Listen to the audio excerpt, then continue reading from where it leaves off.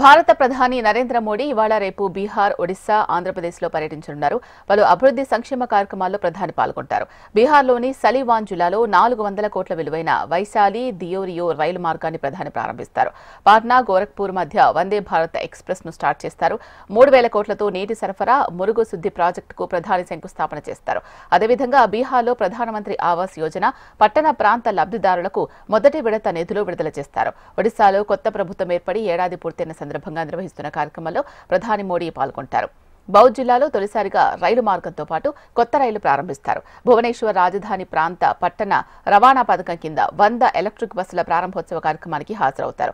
21వ తేదీన అంతర్జాతీయ యోగా దినోత్సవం సందర్భంగా విశాఖపట్నంలో నిర్వహించే యోగాంధ్ర కార్యక్రమంలో ప్రధాని పాలు పంచుకోనున్నారు. 11వ అంతర్జాతీయ యోగా దినోత్సవానికి విశాఖ కేంద్రంగా ప్రధాని మోడీ నేతృత్వం వహించనున్నారు. ఇవాళ సాయంత్రం విశాఖ చేరుకుంటారు. విశాఖ బీచ్ రోడ్లో రేపు నిర్వహించే యోగా కార్యక్రమానికి సామాన్య ప్రజలతో కలిసి ప్రధాని పాల్గొంటారు.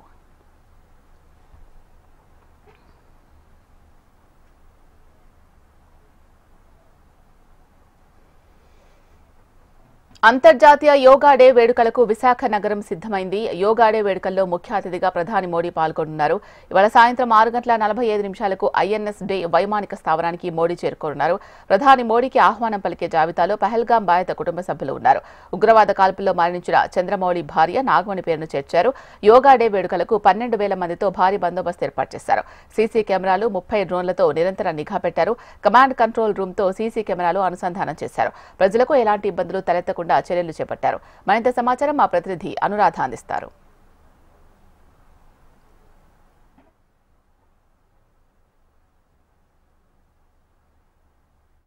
విశాఖపట్నంలో నిర్వహిస్తున్న యోగాంధ్ర కార్యక్రమానికి సర్వం సిద్ధమైంది. విశాఖపట్నం ఆల్రెడీ దేశ ప్రధాని నరేంద్ర మోడీకి వెల్కమ్ చెప్పేందుకు రెడీ అయిపోతుంది.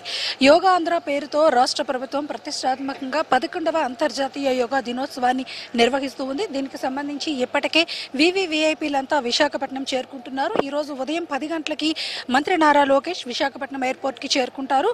మధ్యాహ్నం 3 గంటలకి డిప్యూటీ సీఎం పవన్ కళ్యాణ్ వస్తారు. సాయంత్రం 5:30కి సీఎం చంద్రబాబు వస్తారు. 6:30కి ప్రధానమంత్రి నరేంద్ర మోడీ విశాఖపట్నం చేరుకుంటారు. వివిఐపీల రాకతో విశాఖపట్నం అంతా కూడా బిజీగా ఉంది. అయితే యోగాంధ్ర కార్యక్రమానికి సంబంధించి రేపు ఉదయం 6:30కి దేశ ప్రధాని నరేంద్ర మోడీతో పాటు ఇతర ప్రముఖులు, ముఖ్యమంత్రి చంద్రబాబుతో పాటు అందరూ కూడా విశాఖపట్నంలో ఈ సభా ప్రాంగణం దగ్గరికి ఉదయం 6:30కి చేరుకుంటారు. ఉదయం 6:30 నుంచి 6:45కి ప్రధానమంత్రితో పాటు ఇతర ప్రముఖులు అందరూ కూడా ప్రధానమైన డయాస్ దగ్గరికి చేరుకుని ఆ తరువాత ముఖ్యమంత్రి సీఎం చంద్రబాబుతో పాటు ఇతర ప్రముఖులు ఒకరు ఇద్దరు ప్రసంగాలు ఉంటాయి. ఆ తర్వాత యోగాసనాల కార్యక్రమం ఉంటుంది. 7:45 వరకు కార్యక్రమం జరుగుతుంది. తర్వాత దేశ ప్రధాని నరేంద్ర మోడీ ప్రజలను ఉద్దేశించి కొంతసేపు ప్రసంగించే అవకాశం ఉంది. అయితే దీనికి సంబంధించి దేశ ప్రధాని నరేంద్ర మోడీ వస్తున్న నేపథ్యంలో ఆహ్వాన కమిటీల్లో పహల్గాం బాధిత కుటుంబమైన చంద్రమౌళి కుటుంబం, ఆయన వైఫ్ ని ఒక ఆహ్వాన కమిటీ సభ్యురాలుగా ప్రస్తుతం అధికారులు ప్రకటించారు. ఆమె పేరును కూడా ఆ జాబితాలో చేర్చారు. దీంతో పహల్గాం బాధిత కుటుంబం కూడా ఇక్కడికి దేశ ప్రధాని మోడీ వచ్చినప్పుడు వాళ్ళు కూడా ఆహ్వాన కమిటీలో ఉండి వాళ్ళు కూడా ఇక్కడ ప్రధానితో ఆహ్వాన కమిటీలో చేరి ప్రధాని ఇక్కడికి ఆహ్వానిస్తారు.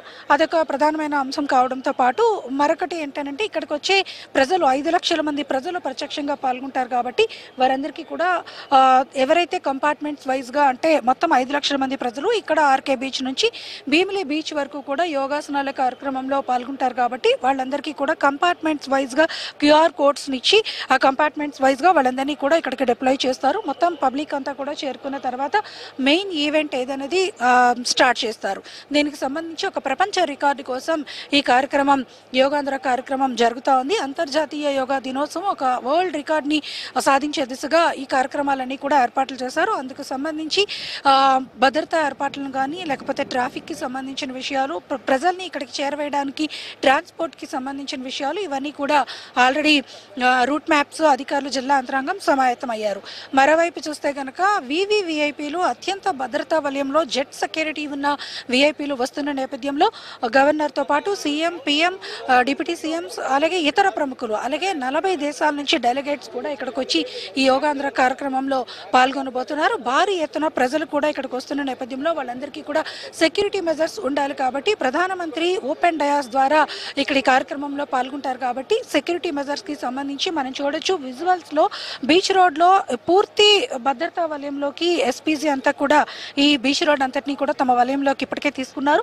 2000 సీసీ కెమెరాలు భద్రతా విషయంలో పహారా కాస్తూ ఉన్నాయి.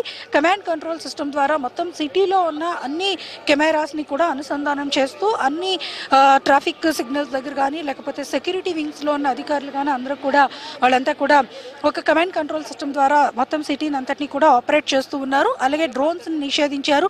మొత్తానికి విశాఖపట్నంలో చూసుకుంటే కనుక పిఎం ప్రోగ్రామ్ ని అత్యంత విజయవంతంగా నిర్వహించేందుకు రాష్ట్ర ప్రభుత్వం ప్రతిష్టాత్మకంగా తీసుకొని ఇక్కడ ఏర్పాట్లన్నింటినీ కూడా పూర్తి చేసింది. మరోవైపు చూస్తే కనుక మనం చూడొచ్చు విజువల్స్ లో ట్రయల్ రన్స్ లో చూస్తున్నాము.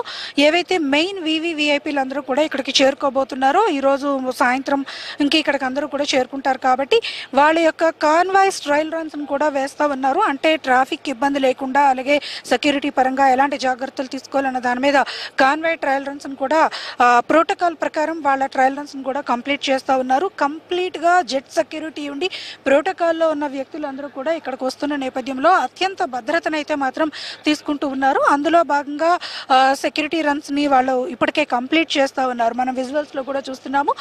సెక్యూరిటీ మెజర్స్ లో ఏవేవైతే కాన్వాయ్ వెహికల్స్ ఉంటాయో కాన్వాయ్ వెహికల్స్ అన్నింటినీ కూడా ఆ జెట్ సెక్యూరిటీ ఉన్న కాన్వాయ్ వెహికల్స్ ట్రయల్ రన్స్ అన్నింటినీ కూడా కంప్లీట్ చేస్తా ఉన్నారు. ఏది ఏమైనా ఒక ప్రపంచ రికార్డ్ గిన్నిస్ రికార్డుగా యోగా దినోత్సవాన్ని నిర్వహించడంతో పాటు మరోవైపు చూస్తే కనుక మరొక 22 వరల్డ్ రికార్డ్స్ ని కూడా నిర్వహించేదానికి ఏర్పాట్లు చేస్తున్నారు. దీనికి ఆల్టర్నేటివ్ డయాస్ గా ఏయూ ఇంజనీరింగ్ గ్రౌండ్ లో మరొక డయాస్ ని కూడా సిద్ధం చేశారు. ఒకవేళ వర్షం వస్తే కనుక ఎటువంటి ఇబ్బందులు లేకుండా నిర్విరామంగా కార్యక్రమం కొనసాగేందుకు అక్కడ ఆంధ్ర యూనివర్సిటీలో జర్మన్ టెక్నాలజీలో క్లోజ్ టెంట్ హౌస్ ని ఏర్పాటు చేయడం జరిగింది. అక్కడ కూడా దాదాపుగా యోగాసనాల కార్యక్రమాలు ఉంటాయి. అయితే ఈ రోజు అక్కడ 20,000 మంది గిరిజన విద్యార్థులు సూర్య నమస్కారాలు చేస్తారు. దానికి సంబంధించి కూడా ఒక వరల్డ్ రికార్డ్ ని సాధించేదానికి ఏర్పాట్లన్నీ కూడా పూర్తి చేశారు. మొత్తానికి చూసుకుంటే గనక మొత్తం ఈ కార్యక్రమానికి సంబంధించి 6,300 మంది వాలంటీర్స్ ని కూడా వినియోగిస్తున్నారు. ప్రజల సౌకర్యార్థం వాళ్ళందరికీ కూడా సర్వీస్ చేసేందుకు స్వచ్ఛంద సంస్థలు సేవా సంఘాల నుంచి వాళ్ళని కూడా తీసుకొని వస్తున్నారు. మొత్తానికి చూసుకుంటే కనుక విశాఖపట్నం అంతా కూడా కంప్లీట్ అలర్ట్ తో ఉంది. ప్రధానమంత్రి ప్రోగ్రాం ఉన్న నేపథ్యంలో ఈ యోగాంధ్ర కార్యక్రమంలో భాగంగా యోగా దినోత్సవాన్ని అత్యంత ప్రతిష్టాత్మకంగా నిర్వహించబోతున్నారు. ఇది latest update. Video journalist Dhanush తో అనురాధ, HM టీవీ, విశాఖపట్నం.